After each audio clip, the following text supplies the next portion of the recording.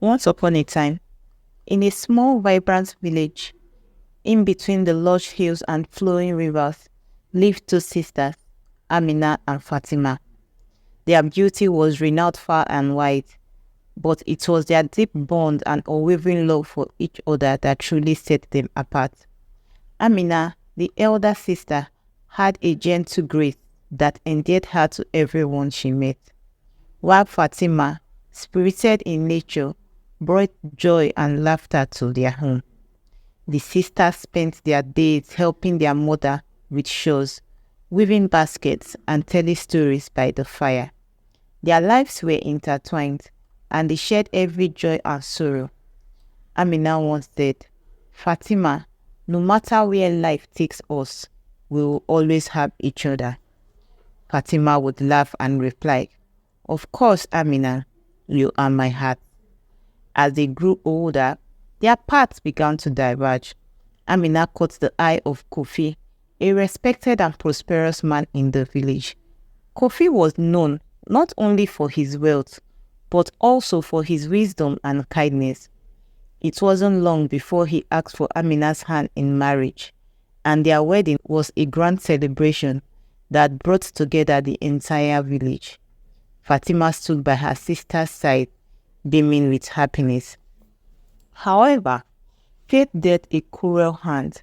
Shortly after her marriage, Amina fell gravely ill. Despite the effort of the village's best healers and prayers of her loved ones, her condition worsened. Fatima stayed by her sister's bedside, her heart heavy with worry. One evening, Amina, weak and pale, took Fatima's hand. "Fatima, I need you to promise me something," she whispered. Fatima's eyes filled with tears. "Anything, Amina. If I don't survive, promise me you will take care of my son Adisa. Promise me you will marry Kofi and be there for him and our child." Fatima's heart shattered at her sister's words.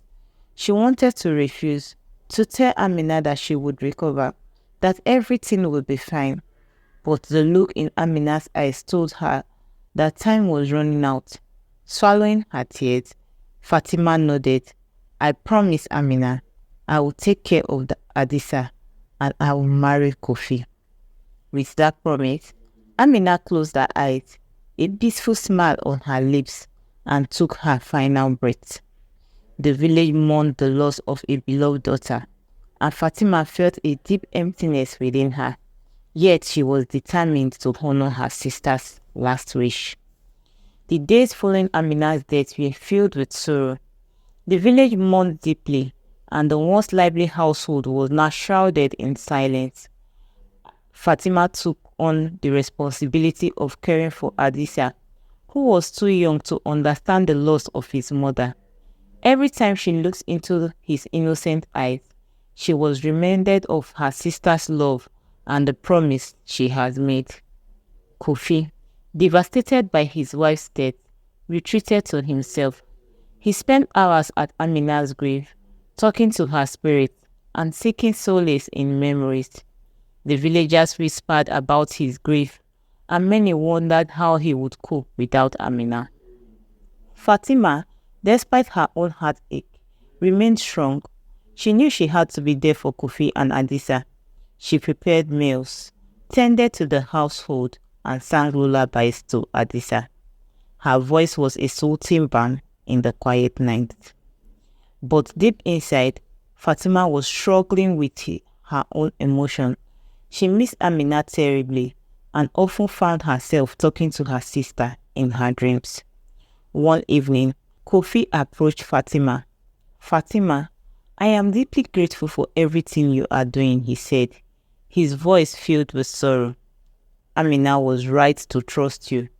Adisa needs you, and so do I." Fatima nodded, her eyes brimming with unshed tears. "Kofi, I promise Amina I will take care of both of you.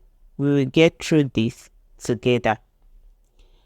As the days turned into weeks, Fatima and Kofi tried to find semblance of normalcy.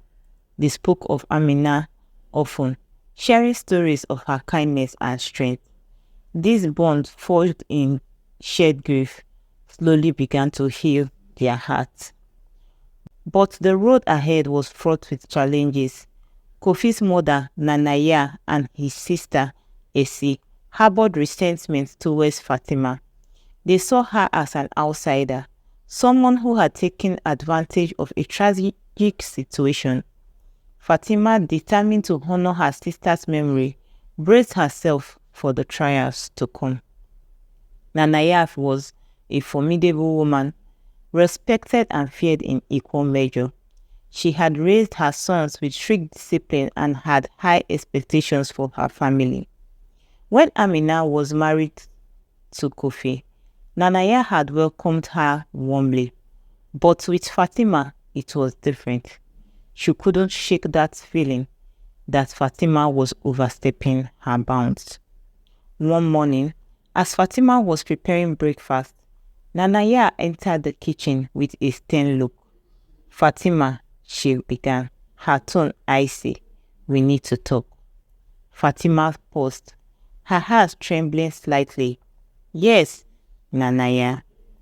Nanaya folded her arms. "I've been watching you. It seems you are making yourself too comfortable here. Remember, you are here because of a promise, not because you belong." Fatima's heart sank. "I understand, Mamaya. I'm only trying to honor Amina's wish and taking care of Adisa." Nanaya's eyes narrowed. "Amina trusted you, but that does not mean I do. Do not think you can replace her."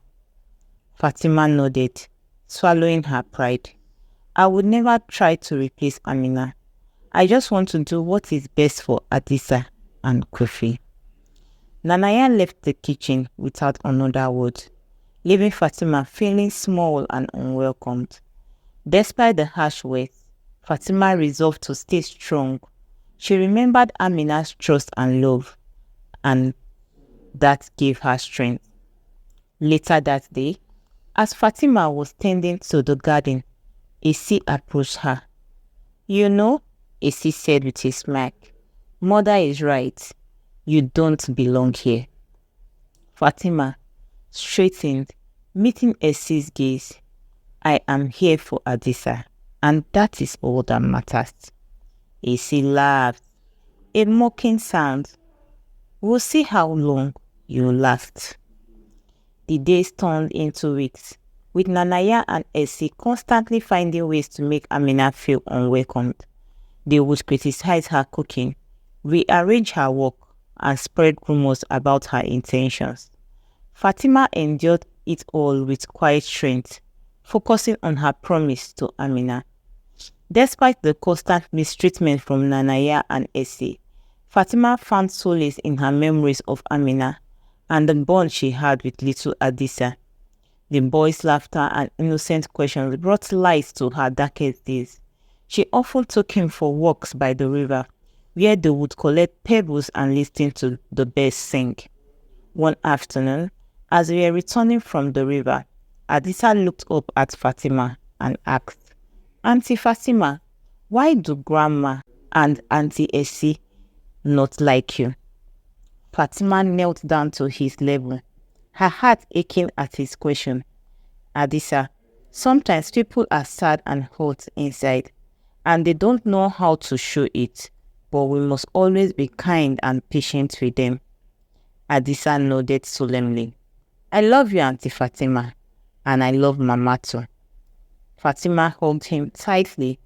"I love you too, Adisa, and your Mama loves you very much from heaven." That evening, as Fatima prepared dinner, Kofi entered the kitchen. He could see the strain in her eyes and the weariness in her movements. "Fatima," he said softly, "I know my mother and sister have been difficult. I am sorry for the pain they are causing you." Fatima smiled weakly. "It's okay, Kofi. I made a promise to Amina. I can endure anything for her and for Adisa." Kofi took her hand, squeezing it gently. "You are stronger than I could ever be. Thank you for everything you do." Fatima's eyes filled with tears, but she held them back. We will get through this, Kofi, together. The next day, Fatima decided to take a stand. She began to document everything she did for the household and for Adisa, making it clear how indispensable she had become. She also reached out to the village elders, explaining her situation and asking for their guidance. When Nanaya and Essie continued their harsh treatment, Fatima calmly presented her case to Kofi and the elders. She explained her dedication to Adisa and her determination to fulfill Amina's last wish. The elders, seeing her sincerity and strength, spoke to Nanaya and Essie, urging them to reconsider their behavior. Reluctantly, Nanaya and Essie began to back off, though their resentment still simmered beneath the surface. Fatima's resolve has won her a small victory, but she knew the battle was far from over. She remained vigilant, her focus always on Adisa and the promise she had made to Amina. Kwame, Kofi's younger brother, had always admired Fatima's spirited nature. He saw through the malice of his mother and his sister and often defended Fatima, creating a rift between him and his family. His support became a beacon of hope for Fatima amidst the turmoil. One evening, Kwame found Fatima sitting alone by the riverbank, her eyes filled with tears. He approached her gently. "Fatima, you don't have to bear this burden alone. You have done so much for Adisa and for our family. You deserve better." Fatima looked up, surprised but grateful for his presence. "Thank you, Kwame. Your words are more than you know. It's just so hard sometimes." Kwame sat beside her, his gaze steady. "I know, but remember, you are not alone. I am here for you, always." As the days passed, their bond deepened. They shared many quiet moments, often meeting by the river where they would talk freely.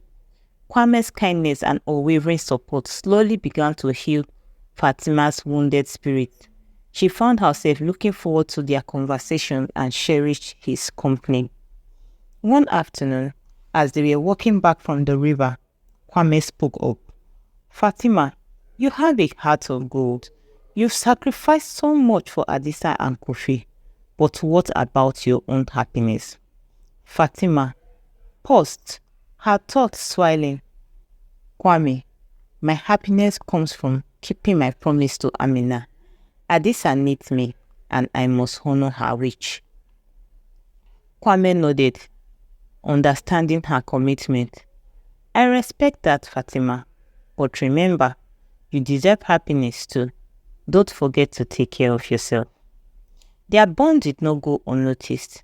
Nanaya and Essie saw the growing closeness between Fatima and Kwame and began to gossip more fiercely. They whispered among the villagers, trying to tarnish Fatima's reputation.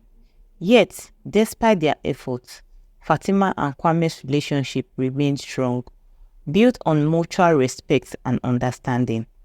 The whispers and rumors spread by Nanaya and Essie began to reach the ears of the village elders. Concerned about the harmony of Kofi's household, they decided to intervene.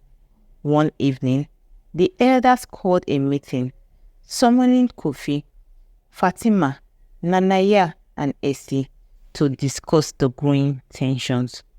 The meeting took place in the village square, under the shade of the ancient bamboo tree. The elders, wise and experienced, began the discussion. Endau Krumah, the most respected among them, spoke first. "We've heard troubling stories about the conflicts within Kofi's household. This village values peace and unity, and we cannot allow discord to fester." Nanaya, feeling cornered, quickly defended herself. "Elders, it is Fatima who has caused all this trouble. She has taken advantage of Amina's death and is trying to replace her." Fatima, calm and composed, responded, "Elders, I made a promise to Amina on her deathbed to take care of Adisa and marry Kofi. I have done everything in my power to honor that promise, despite the difficulties I have faced. Eda Nkrumah nodded thoughtfully. Fatima, we see your dedication and sacrifices you have made. Nanaya, it is not right to undermine the person who is caring for your grandson.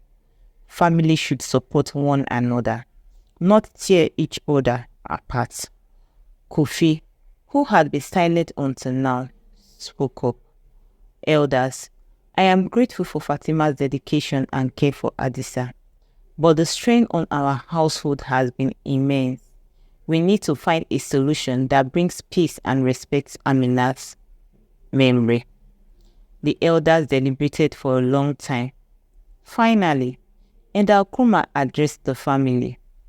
Kofi, Fatima, we propose that your marriage be annulled. Fatima and Kwame have shown great care for Adisa, and we believe they can raise him together. They will honor Amina's wish and bring harmony back to your family. The elders' decision was met with mixed emotions. Nanaya and Esili were visibly relieved, hoping this would remove Fatima from their lives. Kofi, though saddened, understood the wisdom behind the decision. Fatima felt a heavy weight lifted from her shoulders, though she worried about how the village would react. That evening, Kofi and Fatima sat down to discuss the future. Fatima, I know this is difficult, but I believe it's the right thing to do. You and Kwame have a special bond, and Adisa needs a loving family. Fatima nodded, tears in her eyes. Kofi, I care deeply for you and Adisa. I will always be here for him. But this situation has been so hard on all of us. I think this is the best way to honor Amina and fight peace. The next morning, the annulment ceremony took place in the village square. The elders, along with the villagers, gathered to witness the event. Fatima and Kofi stood before the elders, their hearts linked in a final act of unity. Eda Nkrumah spoke solemnly. Today, we honor the memory of Amina and promise Fatima made to her. This annulment is not a separation, but a reorganization of the family ties for the well-being of Adisa. After the ceremony, Fatima and Kwame pledged to take care of for Adisa as their own, promising to raise him with love and respect. The villagers, initially skeptical, gradually came to accept the new arrangement, seeing the genuine affection between Fatima, Kwame, and Adisa. Nanaya, though still wary of Fatima, began to soften. She saw how happy Adisa was with Fatima and Kwame, and realized that perhaps this was what Amina would have wanted. Isi, however, remained cold and distant, unable to let go of her resentment. With the annulment behind them, Fatima, Kwame, and Adisa began their new life together. They moved into a small, cozy house on the edge of the village, close enough to be part of the community, but far enough to have their kids. The house, surrounded by flowering trees and small vegetable garden, quickly became a place of warmth and laughter. Kwame proved to be a loving and attentive partner. He and Fatima worked together seamlessly, sharing household chores and caring for Adisa. Their evenings were filled with stories, songs, and the comforting presence of family. Fatima found herself falling deeper in love with Kwame, and their bond grew stronger each day. One evening, as they sat by the fire, Kwame took Fatima's hand. Fatima, I know our journey has been difficult, but I am grateful for every moment we've shared. You are the heart of this family, and I love you. Fatima's eyes glistened with tears of joy.